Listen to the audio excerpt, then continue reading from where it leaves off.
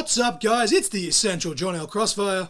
And I am Nova Lee. And you guys are tuned into Caught In Conversation. Shaka Laka Laka.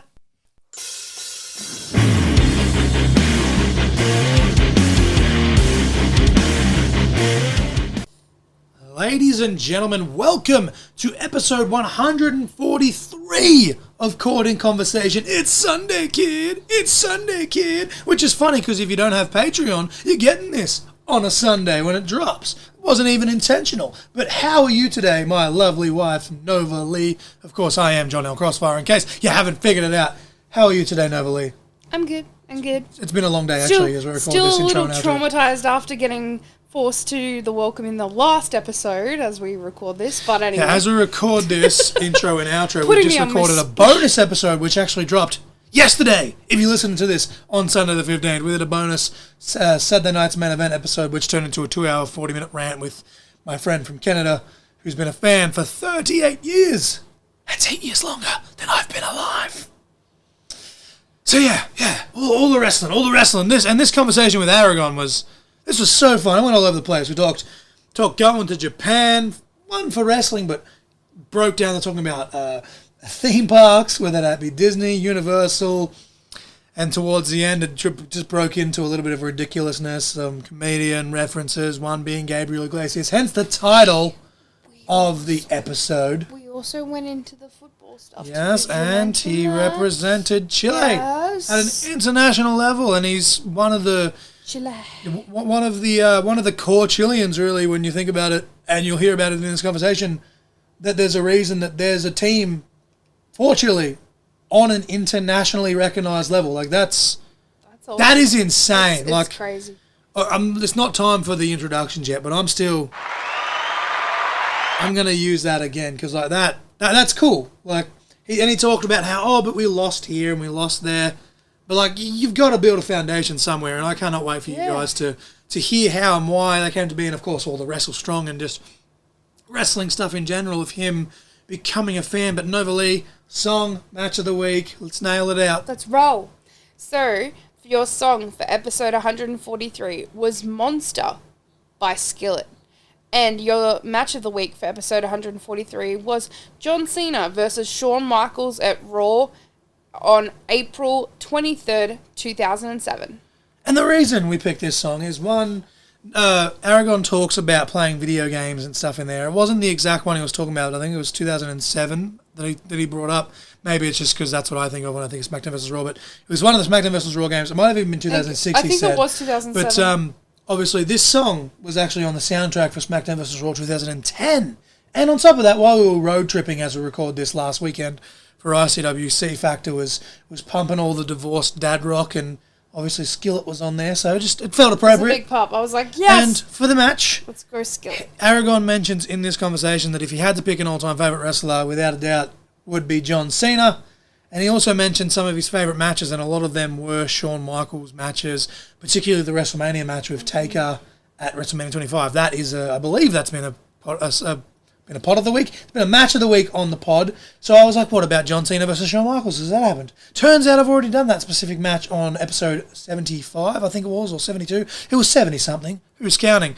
So I thought, why not? Because as we record this, yesterday's episode, if you're listening to this when it drops, but it was literally today as we record this, the Shawn Michaels-John Cena match actually came up in our conversation with Shawn Johnson. So I was like, well, that kind of, fell naturally into place. I was thinking of another match. We've already used it. So now we're using this one. That's my TED Talk for the day. Hopefully that makes sense as to why this has been made match of the week. But this was a 55-minute and 45-second match from bell to bell with commercials and stuff.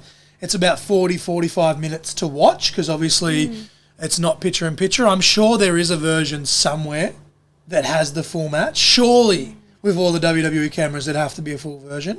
Maybe how have they not actually released the full version? That's weird when you think about it.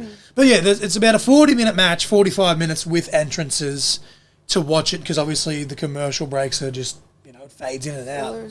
Yeah. But yeah, it was a 55-minute and 45-second matchup on Raw in 2007. Absolute belter of a match. If you haven't seen it, go check it out. If you already have seen it and you've got an hour to kill, go check it out. Like, there's no excuse with this day and age of technology and streaming and all the bits. And I tell you what, maybe when WWE comes to Netflix in January, I'll have to go back and check that out. Yeah. I would do it now, but I don't want to lose where I'm up to on binge before I get a chance to jot it down, because obviously we're going to have to refine that when it goes to Netflix, because the pay-per-view that we're up to has already been taken off binge. So screw you guys. Just want to watch classic Raws and SmackDowns, and you take the adjacent pay-per-views off and it ruins everything. Anyway, this was a very fun conversation with Aragon, as we said. I really did enjoy it. I cannot wait to hopefully see this man compete in person one day, because I love his work, and our personalities just meshed, and as you'll hear in this conversation, it was just a lot of fun. So what I'm going to do is I'm going to press this button again, but for real this time, as the hype up. So ladies and gentlemen, make some noise for Aragon. From Sydney, Australia, representing Chile, it's Ara time! Please welcome Aragon!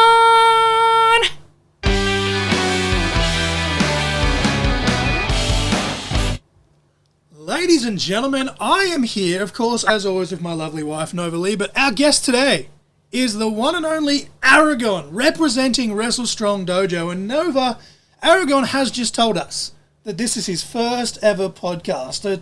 This is now, he's now on the not the long list, but the ever-growing list of Wrestle Strong Dojo talent that we've had on this show. This is true. But on top of that, the most recent Wrestle Strong Dojo person we had was Freya Fury, and that was her first ever podcast as well. So there seems to be some sort of trend building here on CIC Pod, and I'm all for it, Aragon. But how are you doing tonight? G'day, Mr. Crossfire. G'day, Nova Lee. I am ready to go. Man, I'm so excited for this. I mean, I swear to God, this being my first ever podcast, I mean, wow. I mean, just wow. I can't believe I'm doing this. So, you know what? I'm excited for this, and I'm ready to go.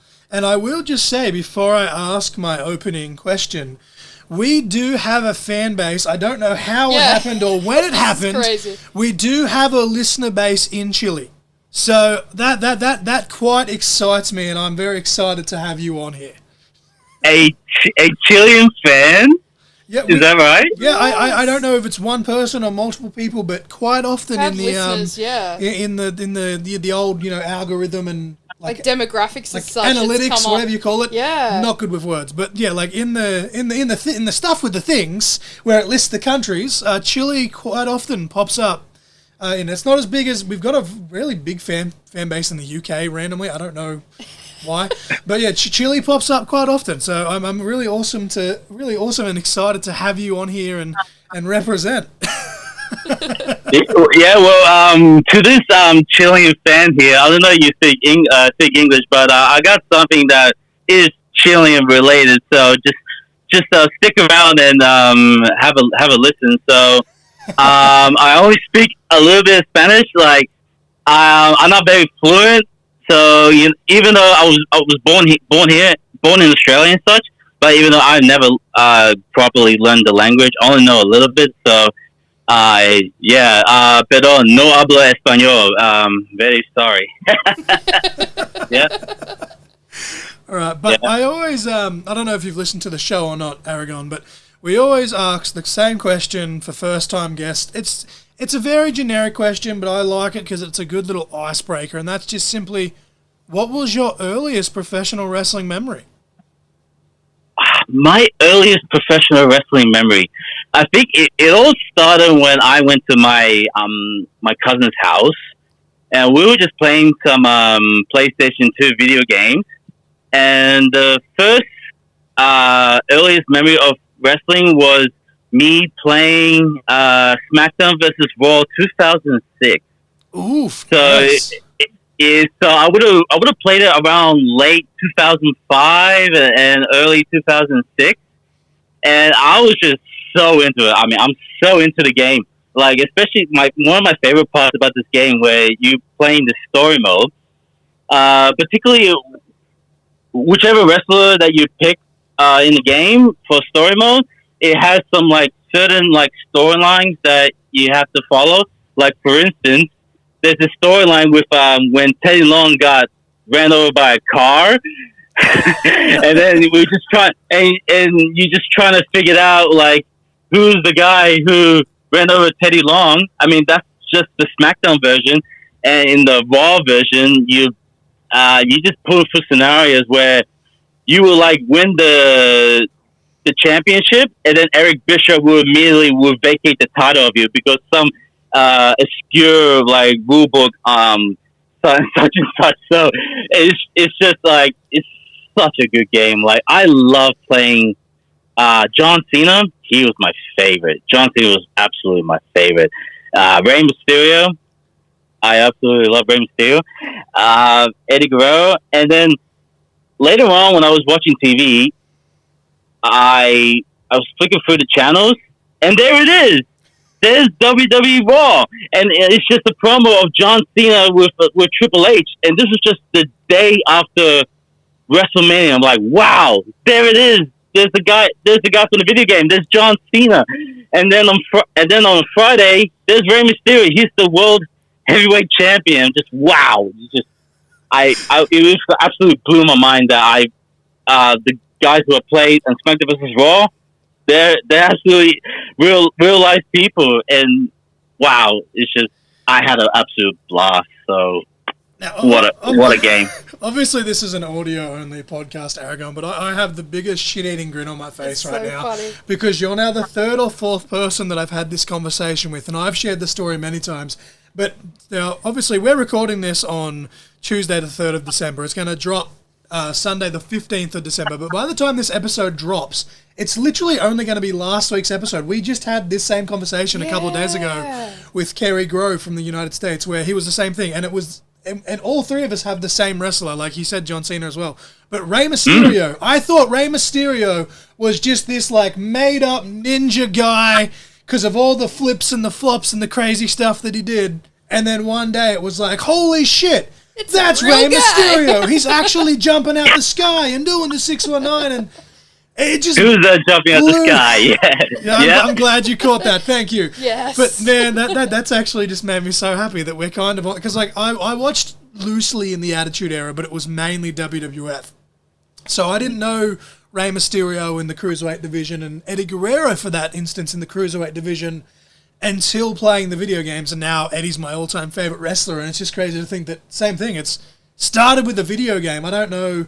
I think it was SmackDown Shut Your Mouth or SmackDown Just Bring It that I really got into them, and then obviously as they progressed, and I think Ray came in, and I think Here Comes the Pain. It was either Shut Your Mouth or I played that too. But like with the gold attire and stuff, and I was like, who is this guy doing all these crazy flips? And then lo and behold, he's a real guy, which is just mind-boggling to think about. But from what point, Aragon, from becoming a professional wrestling fan and finally seeing it on TV, did you discover Australian professional wrestling?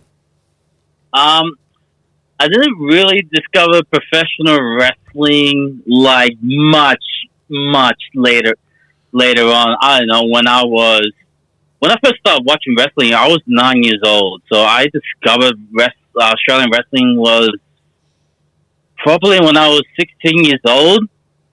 There is sometimes on my local newspaper, you get to see some wrestling advertisements there, and I just knew like if I would have asked my parents to take me, they would just say no, we're not going. Like you're not going. I'm like, oh shucks.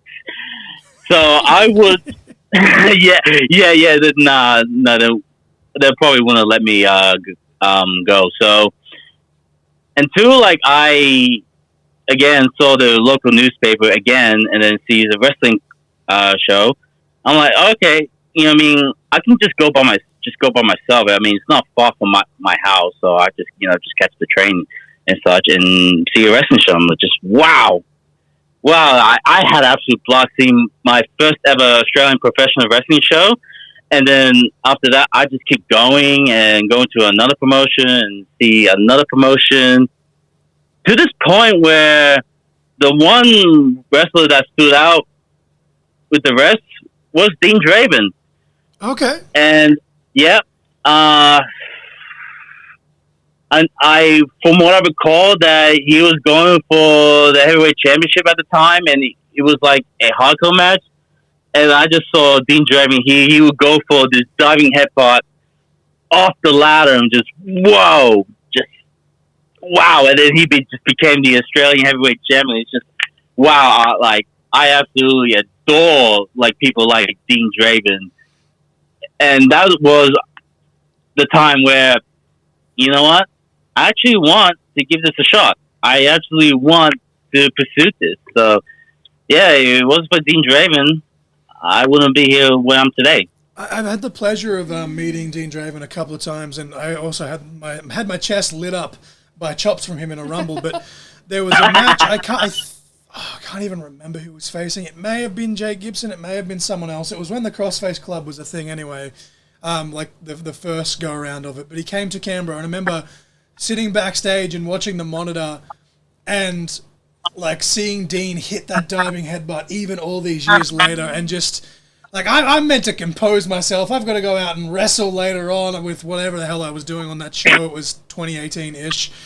And I was I'm watching the monitor, marking out like a little kid because he just hit the diving headbutt, and I'd never seen him, I've seen him a couple of times by that point, but I'd never seen him hit the headbutt, and I was yes! Yeah. I mean, he's a legend, so I give him that.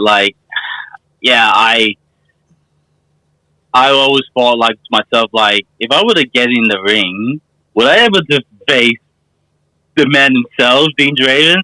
And could I actually take it this far to face D Draven?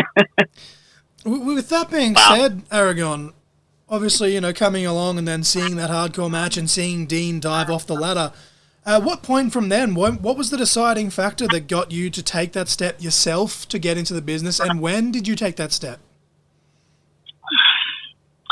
It was a bit of on and off from time to time. So I would look up, you go to Google and you just type in Australian wrestling schools, and then you just get a few that pop up. So I went around and checked out this one place, and for some reason I just did not like it. And then I went to I had a phone call with somebody about it, and I just never followed through. And it was just a bit on and off, until the deciding factor was in 2020. It was just right after COVID restricted has been eased, so it's now we can sort of get back to normal. And then I end up selling with Wrestle Strong Dojo. I had a friend who was working at Woolies who knew someone who was working who was a wrestler, and that was Jake Gibson. So and then yep, and she told me come to Wrestle Strong Dojo, and then you know what? All right, let's do it. So I messaged Amy Action to express my interest, and I guess from there, the rest is history.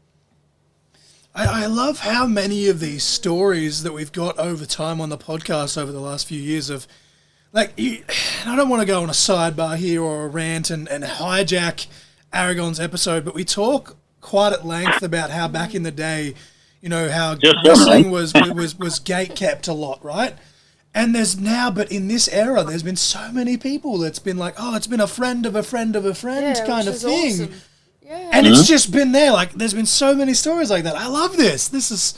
Imagine that. If I was to go to my local Woolies or Coles here in Wagga Wagga, and someone goes, "Oh, I know such and such that knows such and such," I would have my mind blown, even after being in the business for quote unquote 6 or 7 years. But that is and Jake Gibson of all people, who I constantly, very controversial figure, but one of the biggest names in New South Wales to me. I think he's the guy in New South Wales. Yeah. That's just my opinion, but that's a hell of a name to attach yourself to.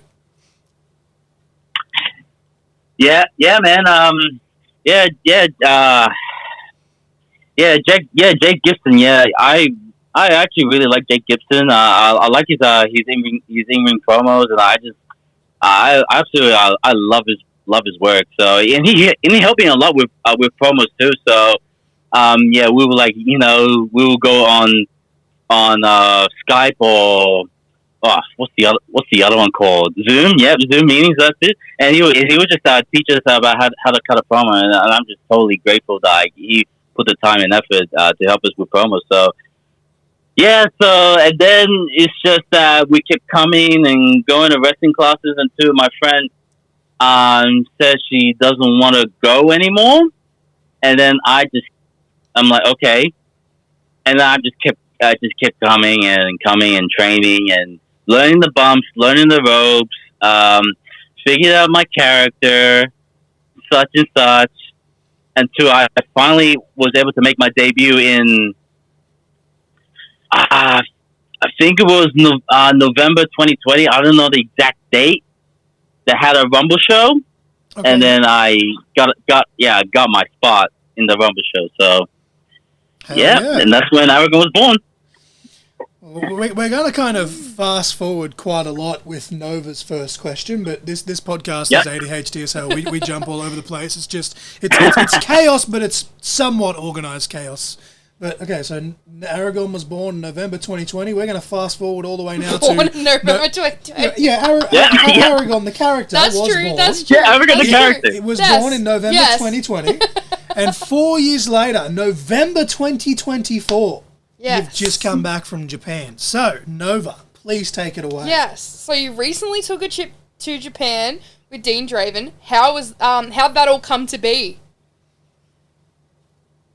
I guess it all started around 2022. There's this Japanese wrestler named Mitsu Yoshida. He was coming here to Australia to meet with family, and he was also bringing somebody too named Skull Reaper Aji. And then he was available at the time where we had our shows. And that was one of the first time I met, Mitsu and Skull Reaper at Club Singleton. And then I later found out that Skull Reaper has a promotion in Oita. Okay. So the first time I went to Japan was last year, 2023 September. The show was called The Big Show. Literally we all said that.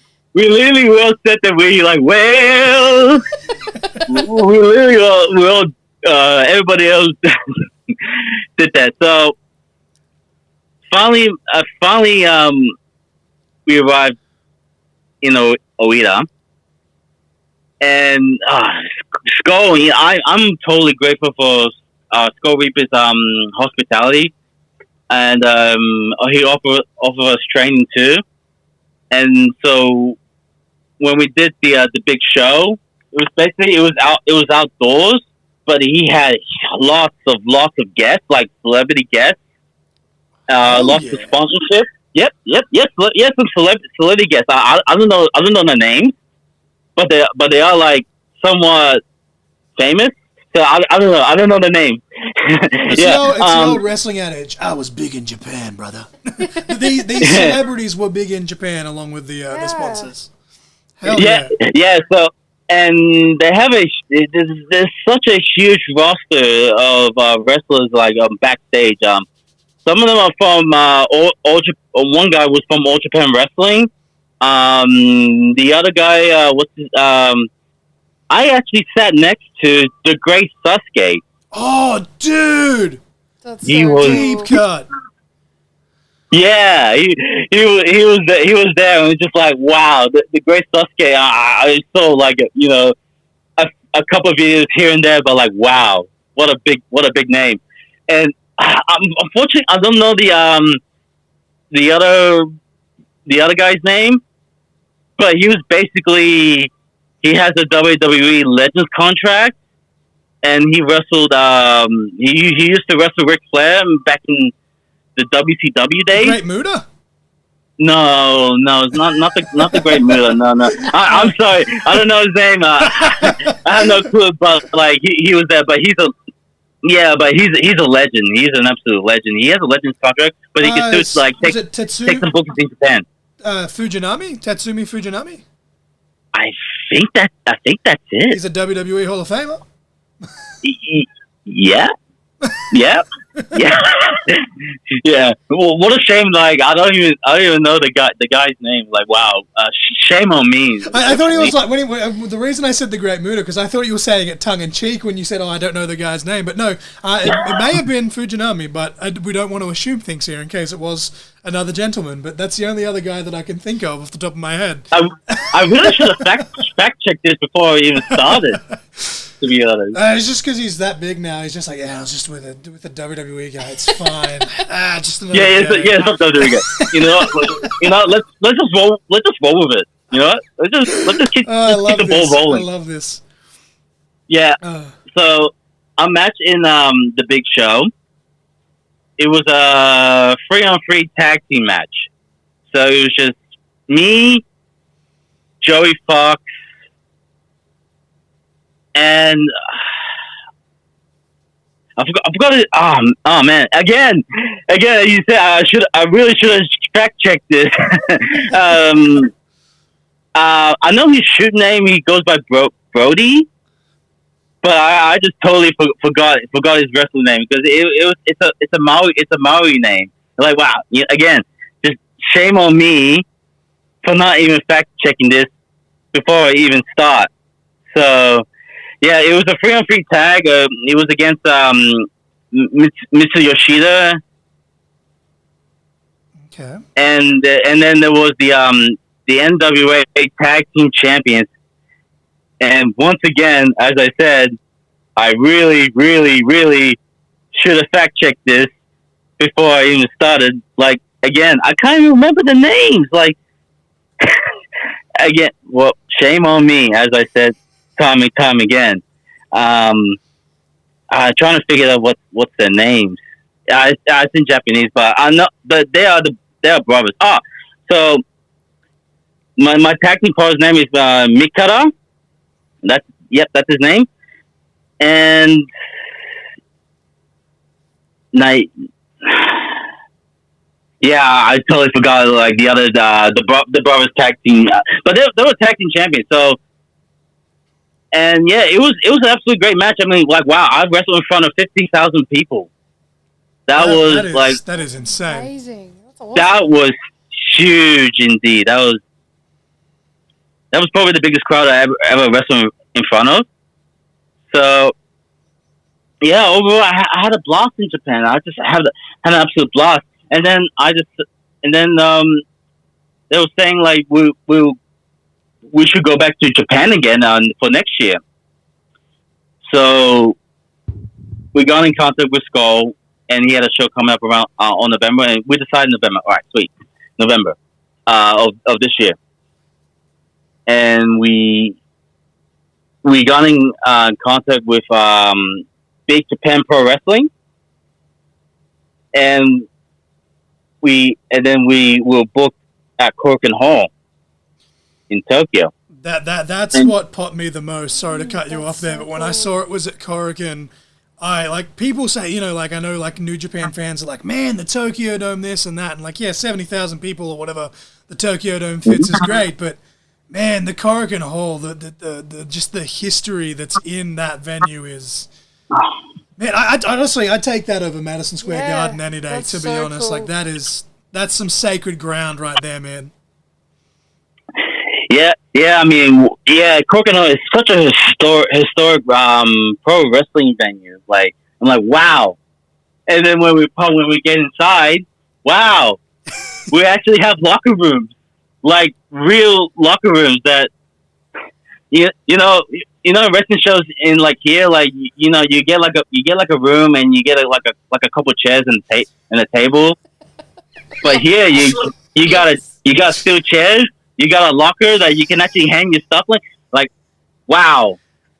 I never thought I'd make it this far to wrestle in Korakuen Hall, and I had an absolute blast when it was me and one of my biggest idols in Australian professional wrestling, Dean Draven, wrestling at Kurgan Hall against the brother Grays, the two American guys, and I had an absolute blast. And I cannot be so thankful that this opportunity that I got. So I'm so glad that I was able to. It's just boggled my mind that this guy's 4 years in and he's wrestled in Corrigan Hall and cool. he's met the great Sasuke, who, for those that aren't familiar, has inspired wrestlers such as Rob Van Dam and Jeff Hardy, just to name a few. So cool.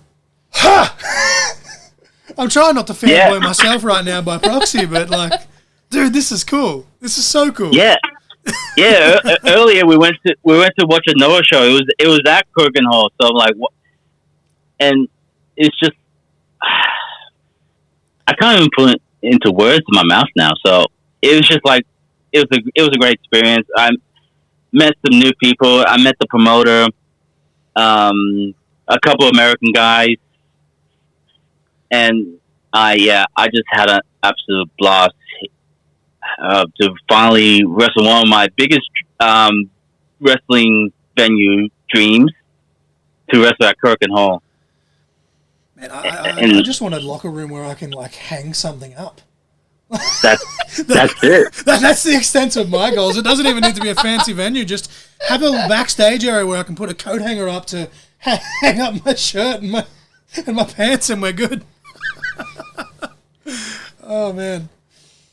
Oh, I just want to mention that like the tag team who I wrestled in Japan at the big show was the Kabuto brothers. They were the NWA Intercontinental Tag Team Champions. So there I entered who I wrestled at the big show. So I had to make sure to fact check things. So I don't like, I don't know, have some heat or something. So I just had to fact check this. Yeah. I say when you're rubbing shoulders with all those celebrities and Japanese legends, I can understand it's going to be. And 50,000 people, like wrestling in front of 50,000 people, I'd forget too. Like, I'd be like, "Ooh, too many people." Yeah, I haven't researched before I even started. So I'd be happy to wrestle in front of 1,500, let alone 15,000. My lord. Would you like to? 1,500 people at the big show, and I don't know the attendance at Kurgan Hall, but it was big. It was definitely big. So then we will catch a bullet train to go to Oita, and that's where we organize a hotel there, and then we will have to catch a train to Saki City, and at Saki City. This was like the first time where the name of the promotion in Japan who we wrestled was FTO. That's Skull Reaper's promotion. And when we arrived at Saki City, we arrived at the venue. There's already fans there waiting outside, and the ring has not been finished unloading.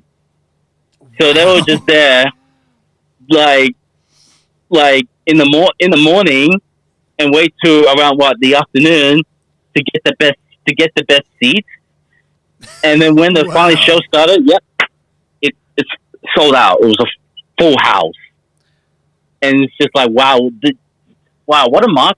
It's just that people will wait before even the ring has even unloaded. It's just like in the morning, they probably might be there earlier than the truck itself. So. That is goals right there. Like, people wait in line and they camp out for like concert tickets and stuff like that. Like, but like for wrestling, like that, I think that really just shows the culture of wrestling in Japan compared to anywhere else in the world. That is absolutely nuts, but awesome at the same time. Yeah, even though it's just maybe 20 fans or so fans, but they're still that dedicated to get the best seats, get the earliest.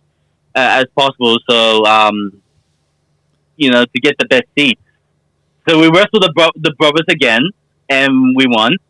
And then the next day, it was back in Oita, and it was basically we wrestled like on an outdoor shopping mall of some sort.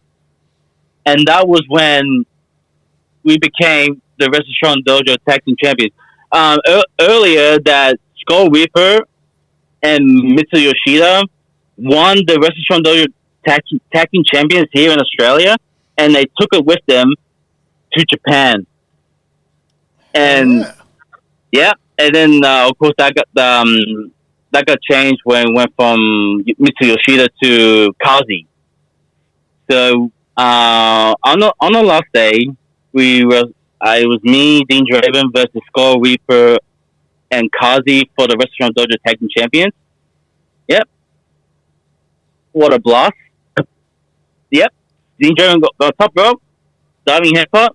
1, 2, 3.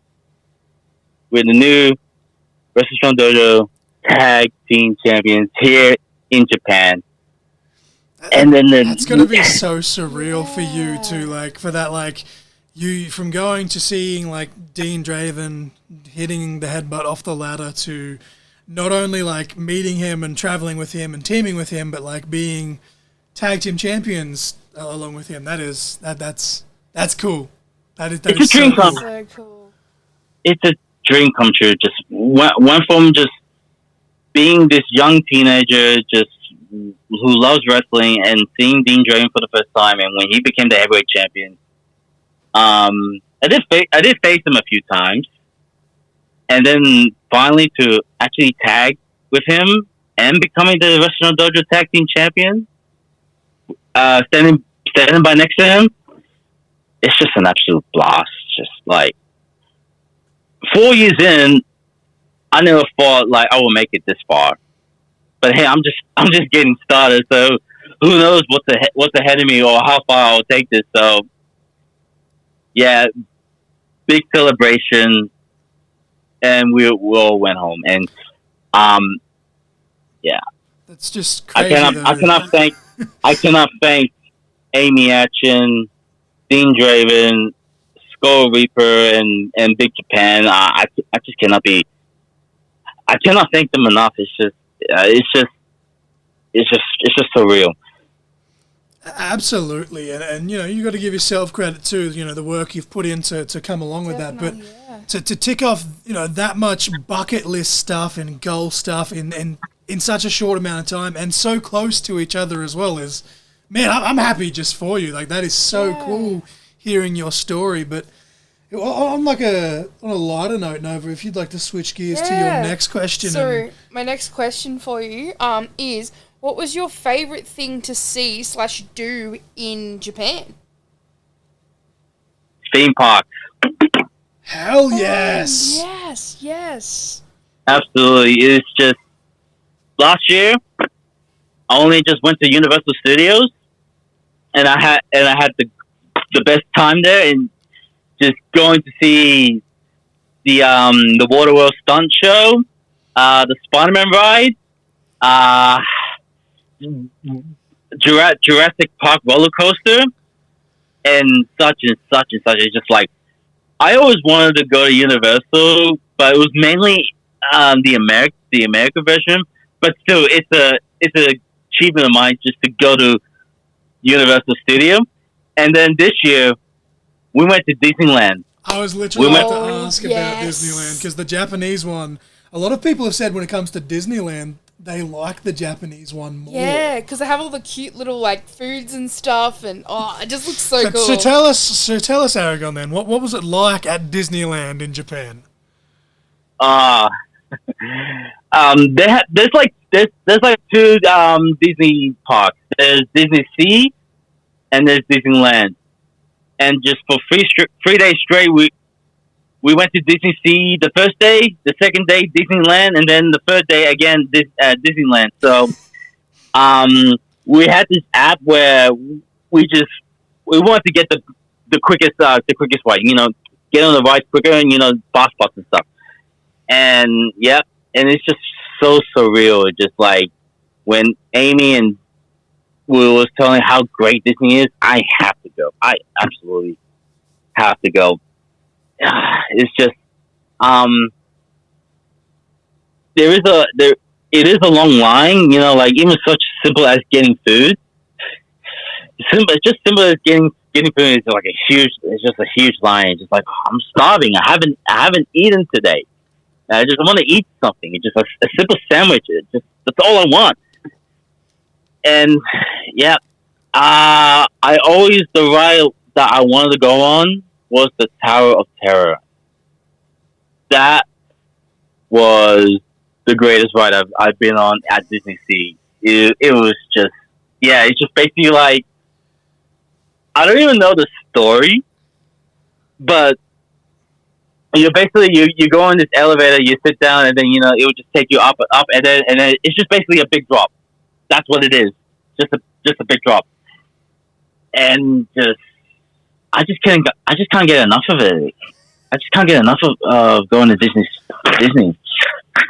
So then the next day, it was just basically half a day in Disneyland, and then one of my favorite rides was Beauty and the Beast. Okay. And it's just like you're on this teacup, and then they would just like do some scenes that happen in Beauty and the Beast, like for instance when Belle will she'll have dinner and such, where the Beast the Beast when he had a fight with the Gaston.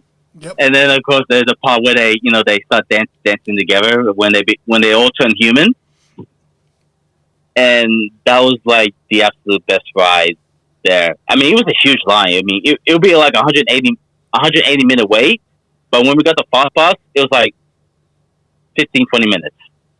That's not too bad. That's one hell of a cut down. Crazy, yeah. Oh wow. Yeah. I know which one I prefer. That's for sure. Yeah. Thankfully the fast pass, man. It's just I don't have the patience for 180 minutes. So yeah. I mean, I think honestly, I'd tap out after just the first 60, the first hour. I'd be done.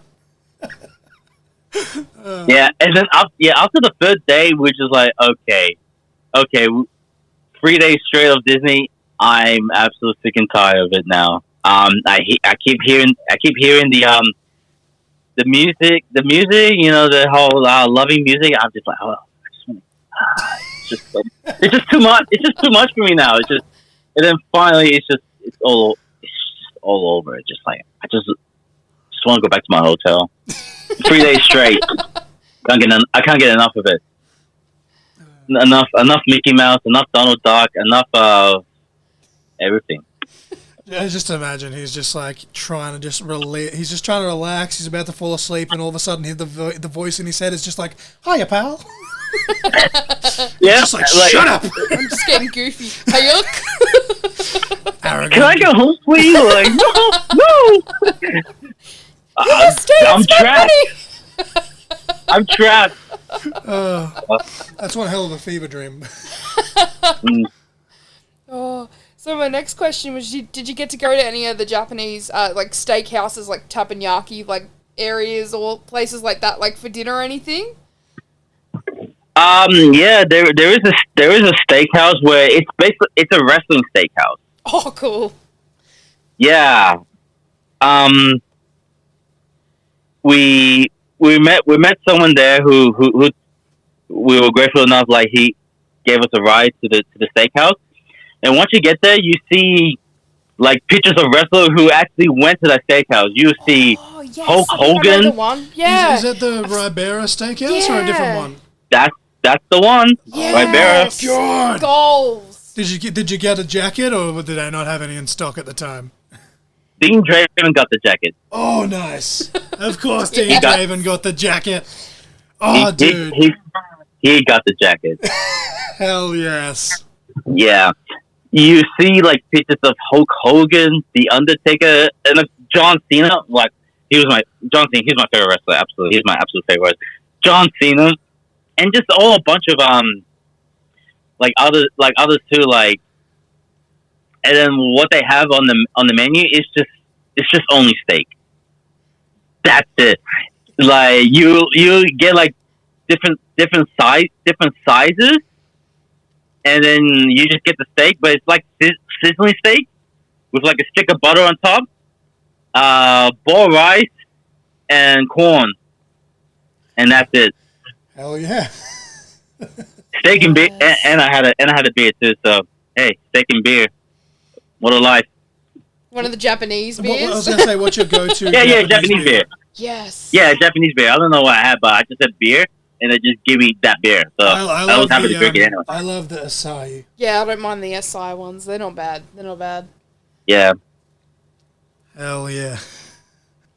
Just kind of before I move on to back to go towards the wrestling stuff, one of my, obviously the wrestling culture itself is a big one, but like for me, I really like the car culture, but I'm also a very big anime fan. So like for me, Japan is a big one for me. Like regardless, there's multiple different reasons that I'd love to go to Japan. But just as a bonus question, are you at all an anime fan? And if so, did you get to experience anything while you were in Japan?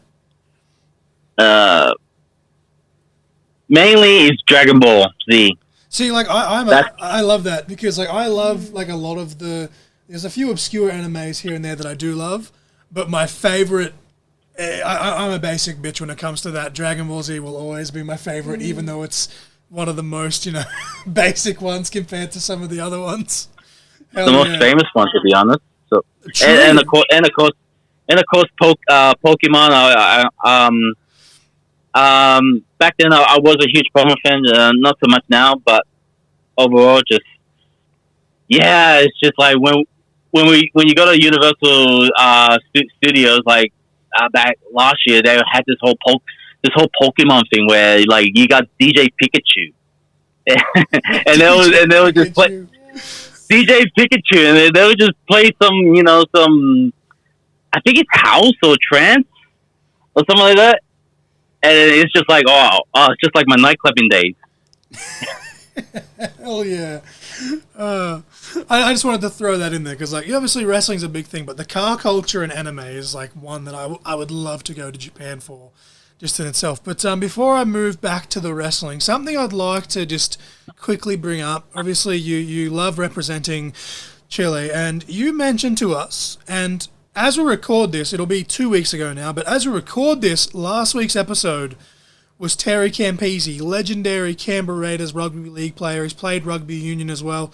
You've mentioned to me that you played international rugby for Chile. So just tell me a little bit about what position you played, how long did you do that for, and yeah, just basically, tell me whatever it is you want to tell me about your time playing football. I don't know what age I started playing footy. I think I was 7 years old. I could be wrong, but I was a front rower, second row, prop position, and I've just been playing just simple grassroots footy, and I kept playing until I think I kind of stopped playing when I started when I was 17 years old. And then I just felt like I wasn't really interested in playing footy just after when I graduated high school. And then I saw this ad for the company. It's named Latin Heat, and they run like events of countries from South America, Central America. So they had Chile in there. And I have a Chilean dad, which means I am Chilean heritage, which means I'm eligible for it. So I messaged them that I want to start training, and then I started training with Chileans, and I first played with them when in the rugby league Latino Nines, that's what they call it, and then we won. Hell yeah! Congratulations. And, cool. It's all good. We'll play like teams like El Salvador, Colombia, Peru, and like those kinds of teams. And then we'll play proper games like actual 13 sides. So we will like play against like Poland, and then on and off like they do like a combined nations, like they call it a Latin Heat team, which is basically just a combination of people from or heritage of Chilean, El Salvador, Colombia, all combined team. And yeah, I just been playing the Latin Heat until like maybe 2019, and then to this point where there was an opportunity to represent Chile for the World Rugby League World Cup qualifiers. Wow, that is so cool. That's awesome. That is, that is hectic. Yeah, and it's just I was the one who put my hand up, and a lot of I would say Australian Chileans, which that's who I am. It's just we're all heritage based. It's just like Chileans heritage players will be playing rugby league, but they're born in Australia. And then you get and then one of my mates actually went down to Chile and just trying to introduce the sport of rugby league, and then they have their own domestic competition over there. That's huge! Wow. Yeah, that's awesome. That's really cool. Yeah, yeah, and a couple of real Chileans will come with us to the. We will go to Jacksonville, Florida, in the United States for the Rugby League World Cup qualifiers, and the teams are United States, Jamaica, Canada, and Chile. Okay. And it's just so surreal. Like, never in my wildest dreams that I never thought that Chile would have a rugby league team. I never thought about it. I never thought of playing internationally back in my grassroots days. It's just to see that Chile has his own rugby league team, and I was a part of that. I never thought that will ever exist. I know there's international rugby league when it comes with the Kangaroos, the Kiwis, Samoa, Tonga, England, such and such. Yeah, those are those guys. But that's a South American team. Sorry to cut you off. I'm just like that's a huge thing that no matter like what else you do in your life, you can literally say that you helped create that, and no matter where it goes now, no matter how big it continues to get, you can say that you were there, when it started, and that's would have been a huge opportunity for you. That's so cool. Man, this guy he's just killing it in football. He's killing it. He's just ticking everything off the bucket list. He's gonna be the next Dwayne the Rock Johnson at this point. He's just gonna do it all. That's a bit much. That's a bit much. Wow, man! Honestly, kudos to you. That's a pretty cool feather in your cap to have. Because you would have got to travel a lot, obviously, for that. So you'd get to go and see different countries and stuff as well. That would have been so cool of an opportunity. Yeah, we just flew over to Jacksonville, Florida, and we will play at the University of North Florida. I think that's what it's called. And then with all the whole crew, we just get together. Unfortunately, I wasn't able to play against the United States, but I was able to play against Canada. So the first game was against United States and Chile, which I wasn't in. I was just on the sidelines, and I can't remember the score. It was actually 60. I think it was 60 something nil. Oh wow! So United States, it's a really tough team. We were fairly new team to be playing in such a position to play against the United States. But it's just you know what, we had a great run.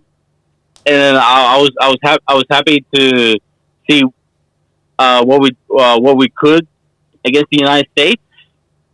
So, and then we unfortunately lost, which it happens. So, and then our next game, which I did play, was against Canada. It was just far out. Just a huge these are athletes. These are absolute athletes, and I can't believe I was even get to play against that high level.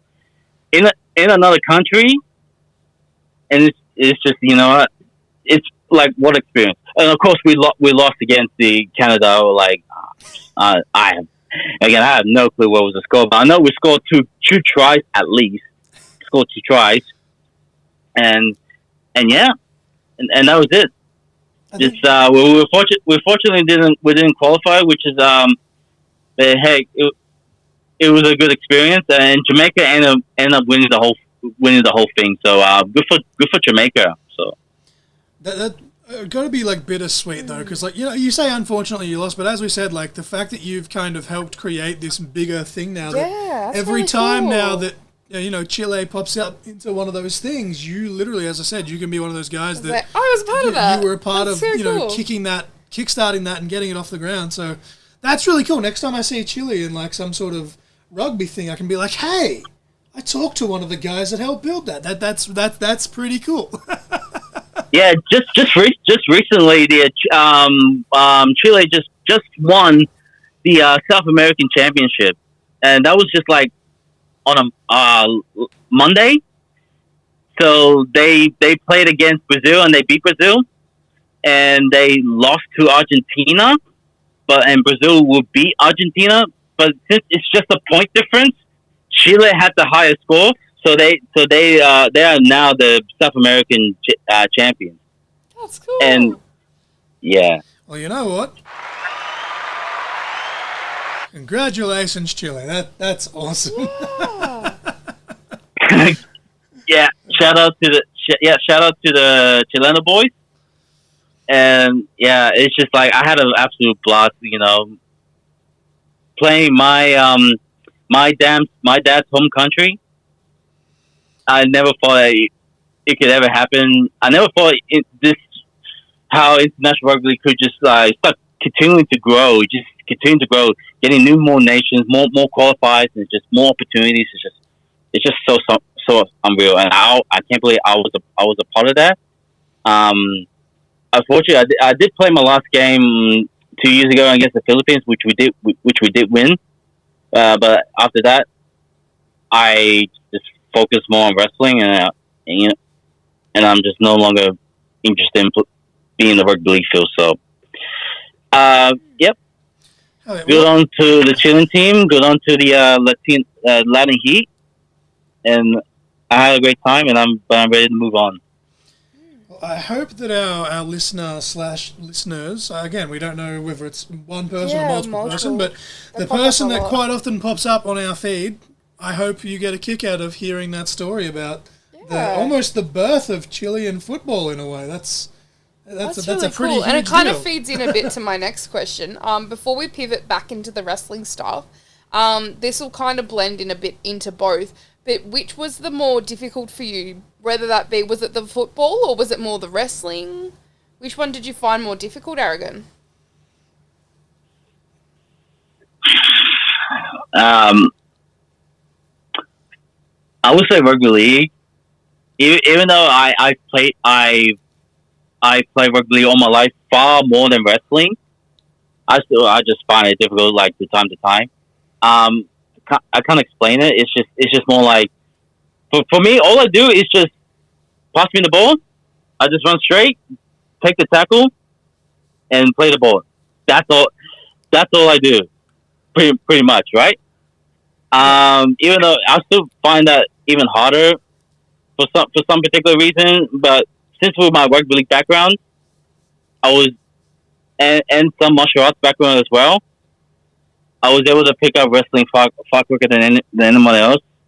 So I was more comfortable with the bumping. I was more comfortable with the rope runs and the grappling and such and such.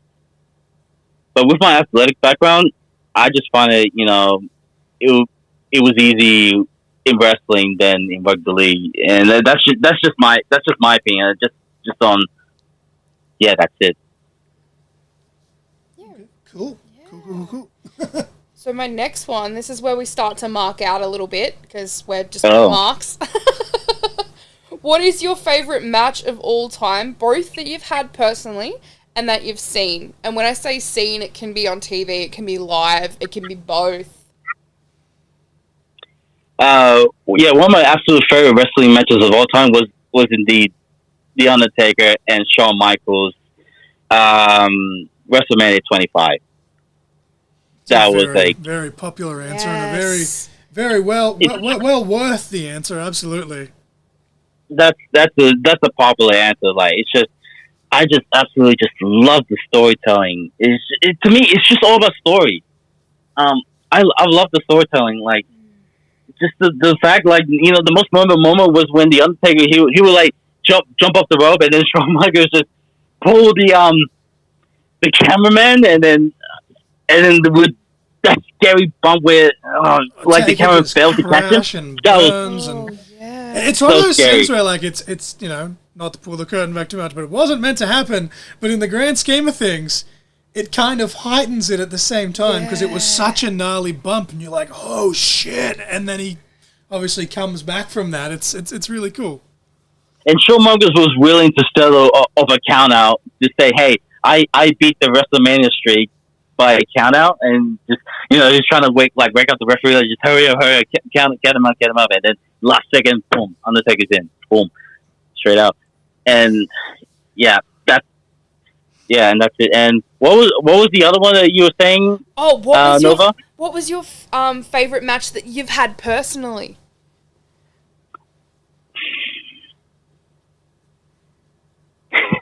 It can be a couple if there's a couple.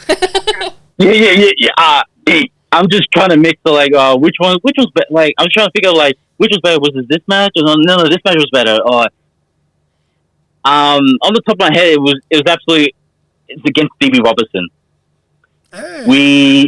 It was D.B. Robertson at Dubbo. It was at his hometown at Dubbo, and I was the Restaurant Dojo's Fighters champion.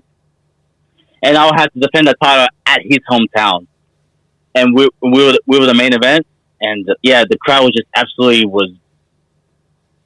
hating me, just absolutely just straight out hating me. And of course the homeboy, Davey Robertson won. And the thing is, when it comes to favorite matches, it doesn't matter who goes over. It's just more like DJ had a good match, and I absolutely did. And I told a good story. Me and Dee worked absolutely well together, and I couldn't be thankful that I was able to drop the belt to D.B. Robertson at his hometown. That's what matters. It's funny because like you said before that John Cena's your guy. For some reason, my brain, when you said the hometown boy and it was hostile, my brain just went to ECW on that Stand 06 when he's facing RVD. And it's like, he's meant to be this good guy, but because he's in RVD's house, it was just we hate him and they're throwing stuff at him. I'm just picturing Aragon, if the Aragon wins, we riot. That was definitely why if I won. So I'm from down that way, so I know that mob. Yes, we're overdue for a trip to Dubbo, but that's neither here nor there for this conversation. Oh. Yeah, absolutely. Yeah, absolutely. Who is your ultimate dream opponent, whether that be living or dead, and what is your dream stipulation? Me against John Cena in an I Quit match.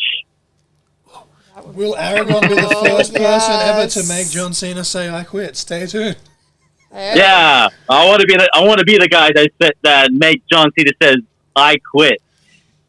we keep saying that with our Markapalooza episodes, we should do an Aussie wrestling versus WWE and AEW. Yeah. Maybe we'll put Aragon versus John Cena on the card and have the listeners vote on. Put that on. Put it on. I'll definitely make John quit. I'll make John quit. Even though he's retiring next year, I'm still gonna make him quit. Absolutely. Bring him out of retirement. He did say he wants to come to Australia somehow, some way. John Cena versus Aragon on the retirement tour.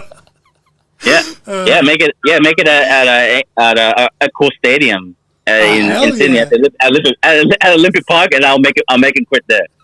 Yep.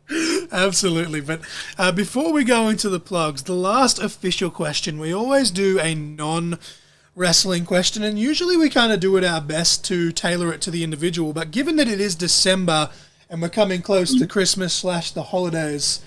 We It look like Christmas. I wanted to ask you, what is your favorite Christmas / holiday tradition? We will on Christmas Eve. We will stay up until 12 p.m. and that's when we start opening our presents. Everybody else has like they you go to sleep and then Santa will bring in the presents and then you wake up in the morning and you open your presents. No, that's not how we do it. How we do it is we will stay up until 12. We have a whole party and such. All the foods and stuff, and the whole family they will just hand out presents. Just hand out presents at 12 at midnight on Christmas Day. Well, you know what I'm doing on Christmas Day, Nova? I'm setting all the alarms here at the compound. 12 a.m. midnight. I want my present. I want my presents. Open at midnight. Yeah, first thing you do at 12:01. Yeah, you open on Christmas Day. That's it. You open your presents. You don't need to go to bed. You just figure out what you got. Christmas is over now. We've got 23 hours and 59 minutes to do what we want. Christmas is done. Yeah, it's Boxing Day by that point. Yeah, I love that. I had two little bonus questions as well that were kind of non-related. You can throw them in there then before I go to the plugs and stuff. Fire away. I could do this all night. Because I know you're a Fluffy fan. What is your favourite special that he's done, and what is your favourite joke of his? I don't really what's my favorite special. I don't know. I would say his movie. I don't know what you call it. Maybe it's just a movie if you count as a special. I don't really know my favorite Game of Glacier special is Aloha Fluffy. That's just not me. I just watch any special and they're all good. Yeah. Right? So yes. For the question, I would just say his movie, and he has a movie about it. So for the sake of the argument, for me, I'd be I'm not fat, I'm fluffy, but that's literally just because it was the first time I'm not fat, I'm fluffy. That one. But I'll agree. As far as his best, the movie is probably the best. But in saying that, the most recent Netflix special he did was awesome as well. So everything he does is just awesome. But I just had to ask that. I was just have to ask it because I seen you were a big fan too, and we're massive fans. So I was I have to ask. I've missed him 3 times. He's my all-time favorite comedian, and I've never got the chance to see him live. Maybe one day, but yeah. And my favorite joke was it was about his son.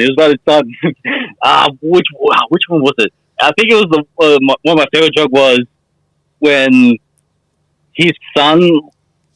He had to, the thing is he'll wake him up at Sunday morning. Yes. Frankie, you're late to school, and then it's you're late for school. It was 4 a.m. on a Sunday. Yes. Yep. And then you take it to school early in the morning, and then he just wouldn't, try and call him back. He wouldn't pick up until his wife had made him pick him up, and then the whole with the janitor told the story. I hope you're happy. I hope you're happy. It's Sunday, kid. Get him a calendar. And the whole crux of this was literally, I think, was that the punchline to him not wearing deodorant? Yep. Put on deodorant. You don't do it. If you have a dad as a comedian, if you say that out of context, people are like, "How the hell does being taken to school on a Sunday partake to wearing deodorant?" But if you watch that special, he explains it so beautifully, and the punchline is just—it's chef's kiss. It's fucking brilliant. Yeah. Oh, man, I hope we get another special from Fluffy soon. Absolutely. Even just last year, I think it was it's just exactly last year. Yeah, I went to see Fluffy in Sydney, so I had an absolute blast there too. Yeah, he's one of my favorite comedians of all time. Absolutely, no doubt about it. Absolutely, Fluffy's the guy. With that being said, Aragon, where can we find you on social media? Do you have any merch?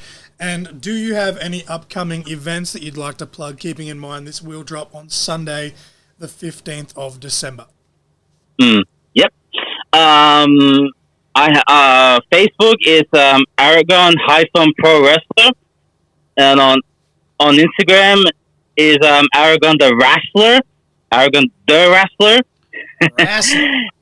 Yep, the Wrestler. On Twitter it's just Aragon Wrestler. I have a TikTok which I think is just called Aragon the Wrestler, and I have a YouTube account, but like I posted just one video, but it's Aragon Pro Wrestler. In terms of merch, you're just gonna have to buy it on shows when I'm booked. I'll work on online sales, so give it time, and I'll organize that. And my next upcoming event officially is at Beth's RSO on the what's the date? The 18th of January. That's the show that's officially that I'm booked on, and it's actually I'm tagging my partner is Freya Fury. So my last Gale show, I just attacked Dean Draven with the belt, and since him and I are the tag team champions, I want his belt to put on Freya Fury. So that's gonna be at Beth's RSO on the 18th of January. I was actually going to ask you about that because I follow that many wrestling promotions that sometimes I miss stuff here and there, and I try my best to be professional and do my research. And when I saw that match graphic of you and Freya versus Dean and Mystic Jesse, I thought there was some sort of typo or something happening on that. So, wow, you've joined Freya on the dark side. That's very interesting. It's an interesting way to put it. Interesting way to put it as the dark side. I wouldn't call it that, but the right side. I would call it we're on the right side. The right side. No, absolutely. This is completely open for interpretation. But wow, so we got January 18th. So it'll be just on a month, realistically, by the time this episode drops in. Did you say that's at Bathurst? I might have to. I do have family up that way. I don't know if I can swing that or not, but I might have to try and make that show. Yeah, man. See how you go, and hopefully I see you then. So the only issue is if I make one of these shows, I have to sit right at the back of the room because I still have stitches in my eyeball, so I can't be in big crowds. I totally understand, man. So, I wish you and Freya the best of luck. I don't want to disrespect one Dean Draven here because I don't want to be chopped by him again. I think those days are well and truly. I'm medically retired. I don't want none of that, and I would definitely love to have him as a guest on the show at some point as well. But I'd be lying if I said I wasn't kind of pulling for the team of Aragon and Freya here as now both CIC Pod guests. I think would really like to see that. Yeah, absolutely, yeah. Totally biased now. Yeah, we're going to be tag team champions after we beat Draven and Mystic Jesse. And that's it. Yeah. We're tag team champion material, so there you go. What exactly was it about Dean Draven with it that made you say that you've had enough? I wasn't getting the respect I deserved when I first started. And it's just, I'm just sick and tired. I'm just wanting my respect from Dean Draven. I just never got it. Just even 4 years in, I still haven't got it. It's just I did what I had to do to get the tag team titles back with Dean Draven in Japan.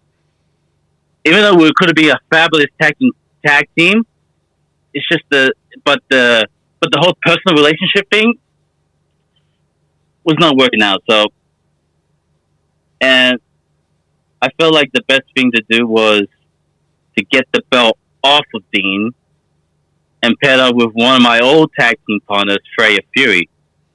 And me and Freya were the tag team champions until someone just sort of, it's just unfortunate that we were stripped of the title. So I never lost the tag team champions. and with Dean holding the belt, I just can't have that. I just can't absolutely have that. And we're gonna absolutely destroy the Mystic Nation. This is the second time in a couple of weeks now, Aragon, and you as well, Nova, where you and I, Nova, have...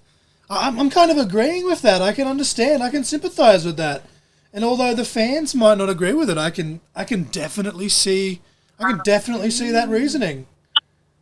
No, I don't care. They'll still buy my merch at the end of the day, so I don't care. So that fair enough. Get that merch money, get that championship bonus money. Man. Yeah, they all pay to see me and pay to see Freddie Fury. They all pay to see us winning the tag team champions for real this time. Absolutely.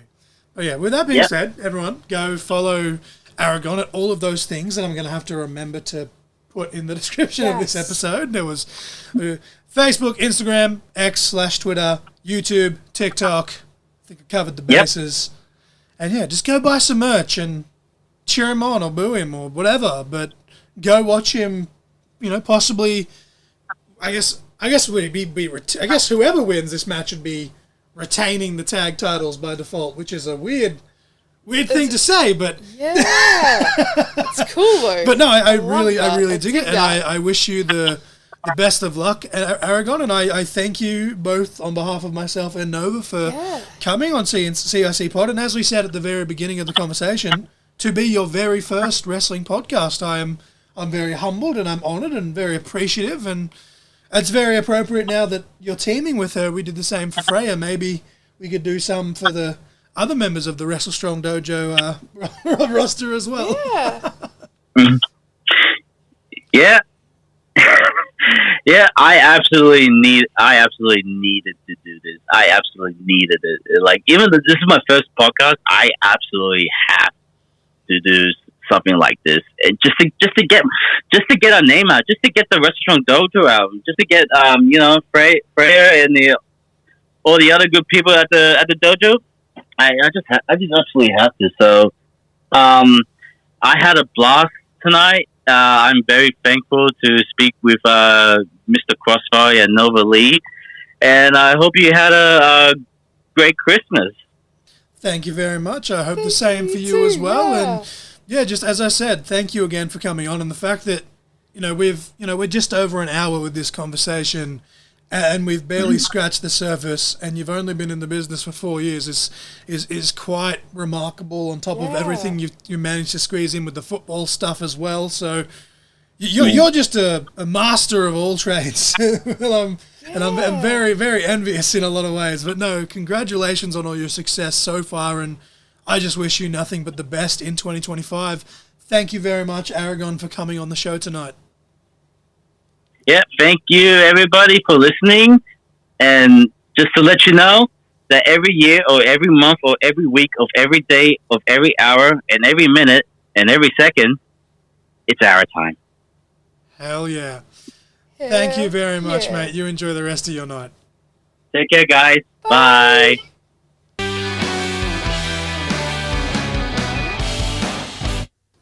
All right, ladies and gentlemen, that was Aragon, and I'm still buzzing, Nova. Like, as we record the intro and outro, it's been about a week and a half since we actually interviewed Aragon, and obviously by the power of technology, they're hearing this all in one chunk on Sunday the 15th of December, if they're listening to it on the day that it drops, and I post the links everywhere, so you should. Shame on you if you don't. No, look, this phone call, but this conversation was so fun. We say this every single week, but to the point that it doesn't sound genuine. All I can say is, like, is it? Of course, it's fun. Like, we're loving doing it. So like, and I've said it a few times. Where, like, caught in conversation was, just because it was a pun off caught in the crossfire, and it was just caught in the crossfire seemed too easy. But I just love having these conversations. Yeah. Pun not intended, with all these individuals. It's just so fun, and like they're finding out, like, obviously everyone has different kind of, tastes and interests and stuff like that. But, like, obviously we shared the common interest with the wrestling, that's a given, but finding out that he's also a connoisseur of Disney things and, sharing similar comedians like Gabriel Iglesias, which obviously that's the episode title was a little reference to that. And just basically just vibing with these people. It's like, a couple of weeks, it'd be last week by the time this episode's released in release order, but like the Cary Grow episode where we just went on a massive Adam Sandler, Billy Madison rant, and it was just like, is it important information to the interview? No, it's not. But I feel like that's what sets our show apart. Is that when, there's a lot of people that just go, "What is your favorite? What is your favorite color? What is your favorite match?" Da da da. And we do try to sprinkle in like the favorite matches and dream opponents and stuff like that. But I feel like having these little tidbits that we do is personally what sets us apart. Yeah, I just think for sure. But thank you again to Aragon for coming on. As always, if you want early access to episodes, you can get that for as low and over as $5 a dues. $5 a dues Australian, $3 US. May have to work out what that is in Canadian now that we've had a Canadian guest as well. But yeah, $5 for the Rogue tier, early access, $10 for the Essential, $15 for the Real Main Event, and the top tier, the $20 tier. The Supernova tier. Supernova, baby. Absolutely. Like, we had one subscriber randomly, which was great. They subscribed to the $10 tier. And once the fees and everything came out, I think I got about $7 of that, which... Still awesome. That week, I was literally $5 minus. So, put me back in the green by $2 before I got paid again. Unlike this fortnight where, as I record this, I have minus $30 before I get paid this week. But that's neither here nor there. So if you want to support the show at a low cost, it's there. You don't have to, but it's there. Obviously, all of the links are in both of our link trees, whether it's the podcast social media pages, my social media page, Nova Lee's, proper Nova Lee wrestling-centric Instagram, the Amazon wish list, the pro wrestling tees. As I do record this, I'm in the process of culling some designs, so keep an eye out for the socials because some of them, a nice little chunk of them will be going. I'm going to give a week, probably 2 weeks notice before I disable them from the website. But hey, if you've got the spare cash and you want the designs, hit us up. Why not? Also hit me up at Crossfire_graphics. But yeah, everything's there. It's all there. Pro Wrestling Tees, Amazon wishlist, the Patreon as I mentioned. It is all there. But Nova Lee, do you want to give us the song and match of the week? Obviously, all of Aragon's stuff will be there as well. He's on most of his things. He's Aragon the Wrestler, I think. Could have been his Twitter/X account, which I think was just Aragon Wrestler. But yeah, everything's just Aragon the Wrestler. But it's all linked. It's all there. It's got Facebook, Instagram, TikTok, YouTube, and Twitter/X. As I said, it's all there. Obviously, Wrestle Strong Dojo will be linked in the description as well for their social medias. But yeah, if you'd like to do the song and match of the week, so I can get into the actual plugs for this episode, speaking of Wrestle Strong Dojo, if you want to fire away, Nova. Alrighty, so the song of the week for episode 143, again, was Monster by Skillet, and your match was John Cena versus Shawn Michaels, Raw, April 2007, the 23rd of April, I should have said. I think between the two of us, we got our way through that entirely. So professional. Like me, I had to slip up. Me segueing it to you and stuttering all over the place. I blame it on my new glasses because I can just see clearer as we do this, Nova just actually got new glasses today. So on this day, I see clearly. I just had to. I love that you just looked at me. You knew where I was going. You just see that look where I was like, I was like, I could have been like, I see clearly now the rain is gone. But if you want to keep it wrestling centric, that's where I was going. And I mean, Edge is one of my favorite wrestlers. Aragon's favorite wrestler is John Cena. I would argue that as much as people love Randy Orton and as great as Randy Orton is, the Edge feud, to me, craps all over the Randy Orton feud. Yeah. Just my opinion. When he goes to Cena's fucking dad's house. You see, look, Randy Orton kicked Cena's dad in the head, but that was front row. Edge invaded that man's home, and it was legitimately his home. They filmed it on site, like in his lounge room. It's because Papa Cena is a professional, you see. He's the first ever reverse second-generation superstar. Heel manager Johnny Fabulous in the Boston area. Pigtailing off his son's name. Has that been done, ever? Has anyone done that since? Surely no one did it before. I know John Cena joked about him probably being the first reverse second-generation star, but I think he actually might be. Yeah, because he actually hasn't done anything, but I just keep getting Mrs. Dad. I could see him doing that. You say he's done nothing. I know it was in WWE, but that standoff with Mrs. Dad and Shane McMahon, oh, yeah. That photo has been so well used for mainly meme purposes, but it honestly really is a work of art. Like Mrs. Dad having it on. Like, I think even Miz has a copy of it himself in his man cave of his dad squaring off with Shane McMahon with the drunken Irish fighting pose. So good. Fucking George. Shout out to George and his favourite wrestler, The Undertaker. Come on the show, George, if you ever listen to this. We're just getting ridiculous at this point. But honestly, like, that's just ridiculous. It's just this honestly, like, because obviously, like, as I said, this was about a week and a half ago, just on a week ago, maybe a little bit more than, I don't know. I'm trying to do the math. That we talked to Aragon for this conversation as we do this outro.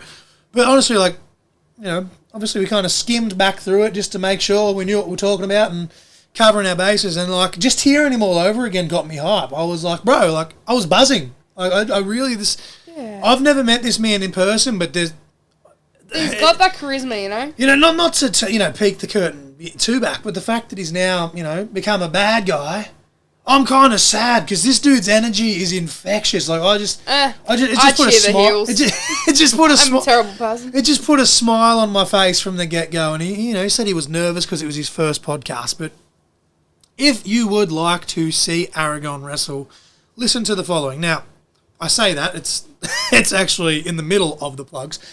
If you are in Victoria and you would like to go see some wrestling, on December 28th, MXW presents No Regrets. The link will be in the description for that.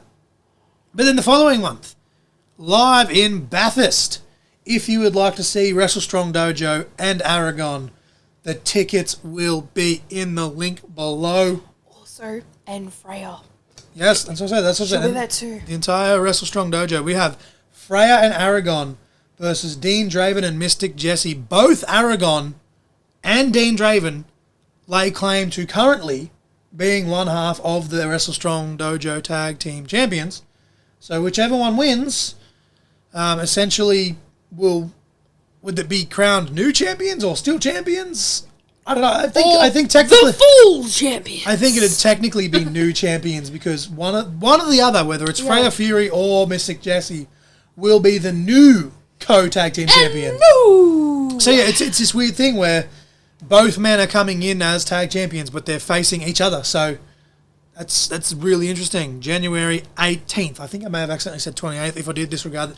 January 18th, live in Bathurst. Ticket link in the description.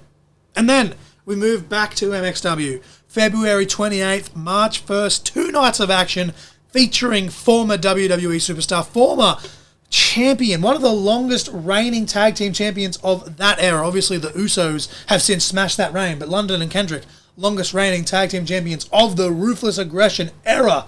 That is huge. Fantastic trainer, has trained some of the best indie talent in the world today. I can't wait to see what the MXW guys and girls learn from Brian Kendrick. I know some of his opinions outside of the ring have been controversial, to say the least, but this man is one of the most talented professional wrestlers of his generation. Cannot discount that enough. So the ticket link for that will be below. I believe that's taking place in Geelong, Nova. We did want to try and get down to that. We have people offered us accommodation, but it's going to cost us like $250 just for travel. So it's just not on the cards, unfortunately, but it is what it is. Links below. And then March 8th. Tickets not on sale yet, but ICW Insane Asylum Nova. And as we record this, one match has been officially announced. Rob Messenger coming out of retirement for one night. The now former... That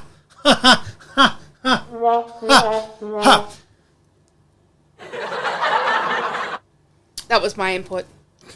I'm sorry. Come at me. No, look, I am. Look, I'm so torn because I'm glad to see the title off him, but I'm still not a fan of the way that it happened because I feel like Zack Stryker may have been ripped off a victory. But Zack Stryker, the new champion, and now Apex pushed over the limit because of that, because of Rob Messenger as the special guest referee, screwing him over. Rob Messenger coming out of retirement for one night only in Insane Asylum in an I Quit match. that is like we just had a brutal last man standing match this past weekend at Clash on the Capital between Benny and Tank, but honestly, Nova, this might top it. Like I feel like Rob, no stranger for throwing punches. Apex, man, his kicks. Like obviously, I'd lean more towards striker himself, hence the name, and obviously Jackson Thornhill hits that kiss from a row super kick, but those roundhouse kicks that Apex Anderson was throwing this past weekend. I just had think some mustard. I think it's not the mustard. I think it's spicy tacos. Oh, Getting those kicks in, I don't feel like that was a flop. It should have been a bit of... There you go. I'll give you that one, honestly. But no, lots of great shows coming up. I'm all over the place. We're always all over the place. We're trying to be professional and do all these plugs, but we are just having so much fun, Nova. We genuinely are having so much fun. And I just hope that when people come on this show, like Aragon or Freya Fury from Wrestle Strong or CJ Young from Wrestle Strong or whoever else we may or may not get in the future, I would love... I know he's not very frequent on doing these types of things, but I'd love to get Dean Draven and, hell, I'd love to get Amy Action to just break down her career for an hour and a half. And just, I know DB Robinson's on the list DB, as well. DB Robson obviously did a run-in in the Freya Fury episode. We are trying to tee that up, just trying to organise life and dates and everything else. But no, I just hope that people that come on have as much fun as we do when we talk to them, and more importantly, when people listen back to this, they can tell that we're genuinely enjoying it. Like I can't even say I haven't made a cent now, because with the Patreon I've made $7 once they took the $3 fee away from me. But like, we don't do this for clout or for monetization. And honestly, like, look, if I woke up one day and all of a sudden this was on the level of a CVV podcast, I obviously wouldn't complain. But that's not the goal here, Nova. I just want to give people a platform that potentially wouldn't otherwise have a platform, because without going on too much of a rant and hijacking this episode because we're trying to round it up, wrestling is full of cliques. And there's a lot of people that, unless you're in there in a circle, you're not going to get a platform to tell your story. And I'd like to think that not even just Australia, but internationally now, we've had 3 international guests as of this now, but just the entire... Luke Watts, when we had him, name drop, go listen to that. He kept referring to us as an industry podcast.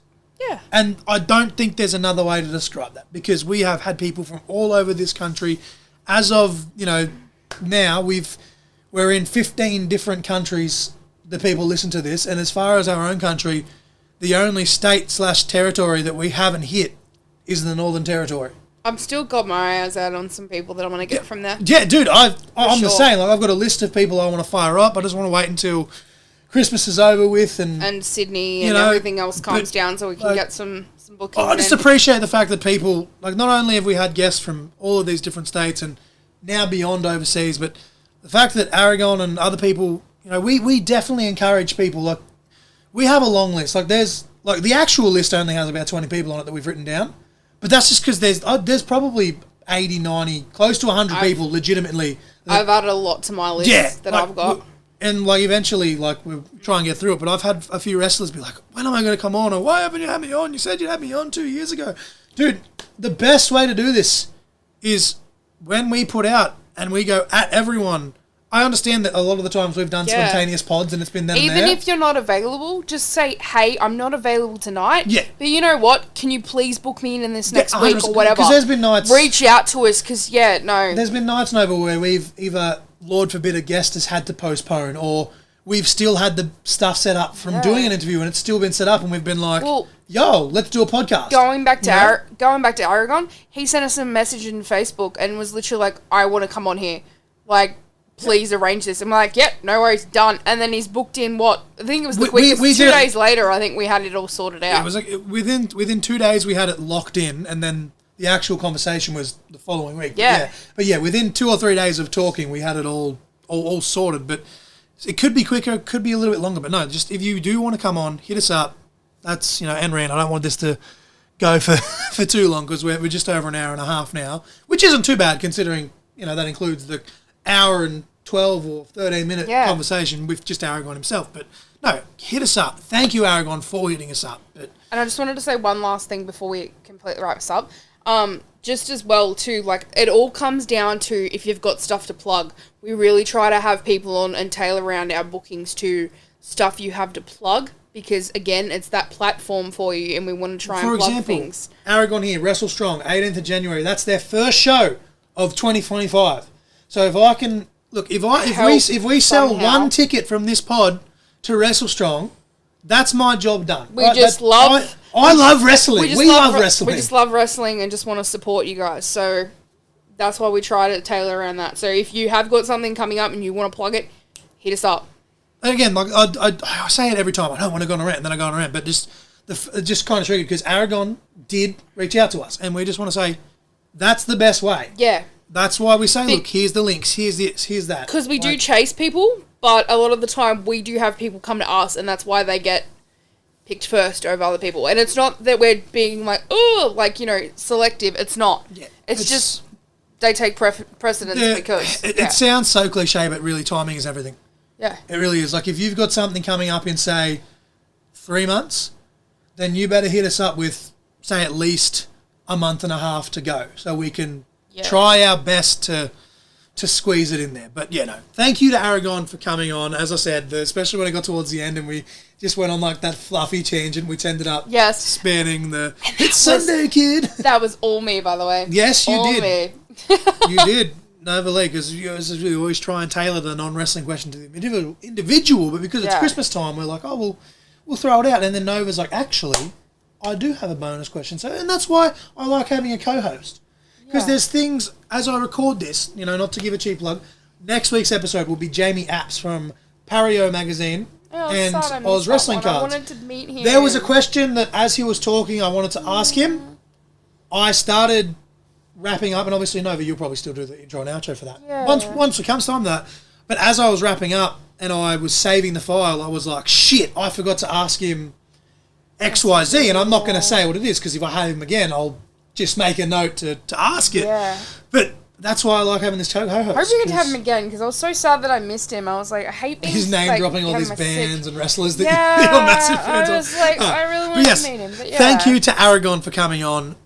You know, go support Wrestle Strong Dojo. Go support wrestling wherever you are. Like, if you're one of those random listeners for, say, in Chile, right? I don't know if they've got a massive wrestling culture over there, but there'd be something, right? So get on the interwebs, get on the Google, and if they're within your range, buy a ticket, because you never know. Yeah. Like, how many people, and not to, you know, be biased, but look at Australia right now. Zaria, a.k.a. Delta. Yeah. Her signing shook the foundation of the country of is she, isn't he? And then, like, literally within the ball rolling of her finally making her debut, she's pinned Roxanne in the main event of NXT. She just main evented NXT Deadline in the Multi-Woman Iron Survivor. Like, you could be looking at the next John Cena. Like, and I know the old adage is you don't want to be the next someone, you want to be the first you, but you know what I mean? There could be someone out there, wherever you're listening to this, that's going to main event WrestleMania in 5 years. Like, realistically. Yeah, like, it's. I'm not saying like for sure, because there's hundreds and thousands of professional wrestlers, but you never know. Yeah, you it's never just know. There's so much out there. But I am the essential John L. Crossfire, and I am Nova Lee. I am sorry we're ranting, but just I'm trying to get all this across, and it's Yeah. Very passionate about pro wrestling, but with that being said, I am the essential John L. Crossfire. And I am Nova Lee. You guys were just caught in conversation. Shaka-laka-laka. Shaka-laka-laka. It's Sunday, kid. Wear deodorant. Titty sprinkles.